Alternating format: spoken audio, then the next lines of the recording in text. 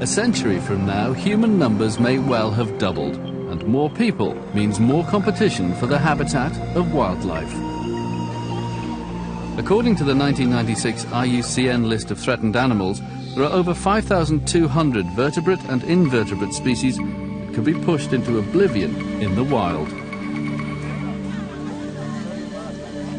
We are not at all exaggerating the threat to biodiversity. In fact, some people project that we are losing species at a rate that we would be confronted with a very severe problem soon in the next century, because we will have lost a number of key species and keystone species that are essential for the maintenance of the ecological balance. Without the groundswell concern for conservation since the 1960s, many more species would have disappeared, and that concern is fully justified. It's not just the elimination of its habitat that's reduced the population of 5 subspecies of tiger in Asia to about 5,000. Its skin and body parts are also in demand.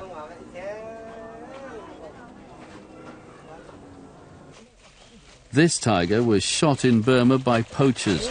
Its bones will be ground for use in traditional medicine. Some headway has been made in East Asia to discourage poaching, but the illegal trade in endangered species continues. It will take more than laws to safeguard tigers and other threatened species. Bangkok, the capital of Thailand. As recently as 10 years ago, virtually every kind of local species captured in the wild was on sale here. Dwindling numbers in the wild rather than official control is the main reason why today fewer animals are on open sale. But you don't have to look too hard to find species that are banned by CITES, the International Agreement to Control the Trade in Endangered Species. That's definitely a python, yeah? That's definitely a python. That's a python. The hard-pressed authorities simply don't have enough resources to enforce regulations. So wildlife conservation NGOs and voluntary animal welfare organisations have a vital role to play. WAR, the Wild Animal Rescue Centre in Bangkok, provides veterinary care, a temporary home and the possibility of rehabilitation for dozens of rare species every year. A small organisation like us doesn't have the money or the power or the influence to do an awful lot. We do what we can. WAR manages to look after a fraction of the animals taken from the wild. For each one rescued, there's a harrowing story to tell. A gibbon of this age would probably spend about 50% of its time hanging on to its mother.